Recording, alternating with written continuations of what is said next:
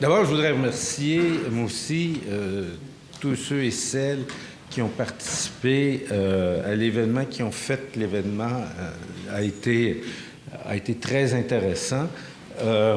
Daniel ne s'est pas félicité lui-même, il faudrait le faire.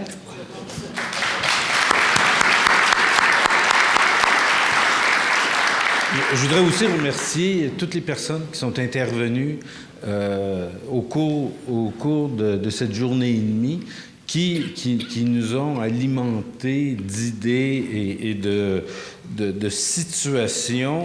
Et donc, merci à tous ces intervenants et intervenantes. Et merci à tout le monde, parce que finalement, on a voulu laisser beaucoup de place à l'expression, en quelque sorte, de comment on voyait le passé, de comment on voit la situation aujourd'hui et comment est-ce qu'on espère la situation de demain. Fait que merci beaucoup à tout le monde qui est venu. Pendant les rapports, il y a eu deux métaphores qui ont été utilisées. La première, c'est la métaphore de la batterie. Je vais continuer en disant, dans le fond, c'est une batterie rechargeable.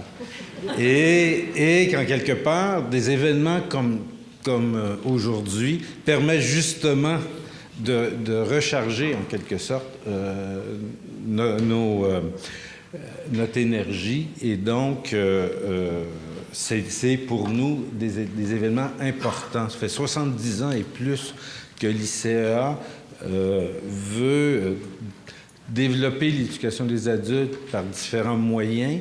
Un des moyens qu'on a, c'est de retourner de façon systématique et régulière auprès de nos membres, bien entendu, mais auprès de tous les intervenants et intervenantes de l'éducation des adultes, pour rester connecté, en quelque sorte, avec ce qui se passe dans les différents milieux. Et comme on l'a constaté aussi, c'est pas des milieux, c'est pas un milieu homogène, et on a vu que les situations étaient fort différentes. La deuxième métaphore sur laquelle on est revenu, c'était la métaphore de la table et du repas.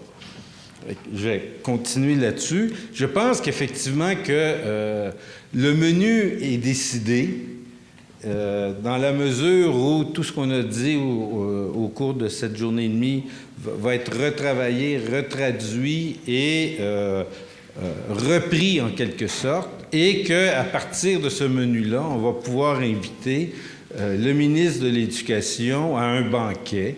Pourquoi un banquet? Parce qu'en quelque part, c'est pas rien que l'ICEA comme institution qui va se retrouver, mais c'est bien l'ensemble de l'éducation des adultes qui va pouvoir parler à M. Roberge et à l'ensemble du ministère de l'Éducation. Et donc, dans ce sens-là, on voulait l'inviter, mais là, on va effectivement inviter M. Roberge pour lui faire part, en quelque sorte, des grandes avenues qu'on pense fondamentales pour le développement au cours des prochaines années de l'éducation des adultes. Je retiens, quant à moi, quatre voies générales et très, très vraiment générales. Je ne ferai que les nommer. D'une part, je pense qu'en quelque sorte, un des messages qui est clair, c'est qu'il faut défendre et reconnaître l'éducation des adultes. Le paradoxe dans lequel on était puis qu'on est toujours, c'est dans le fond le fait que l'éducation des adultes est probablement de plus en plus importante à différents titres, au niveau professionnel, au niveau de la citoyenneté, au niveau des relations sociales, au niveau du vivre ensemble. Et dans ce sens-là, il faut poursuivre en quelque sorte ce travail de reconnaissance qui peut passer par différents mécanismes, mais en quelque part, c'est important de rappeler que, par exemple, pour donner un exemple par hasard, la réussite scolaire, c'est aussi la réussite scolaire des adultes, que ce soit en FGA, en formation professionnelle, dans les cégeps ou les universités. Le deuxième élément qui me semble important, qui ressort, c'est de favoriser les rapprochements entre les différents lieux de formation en éducation des adultes, permettre en quelque sorte que les apprentissages au niveau des personnes puissent mieux se coordonner pour créer des parcours éducatifs dans le sens fort et le sens plein du mot comme tel. Et c'est une manière, en quelque sorte, de remettre, en quelque sorte, les apprenants et les apprenantes au cœur même de notre réflexion sur l'éducation des adultes.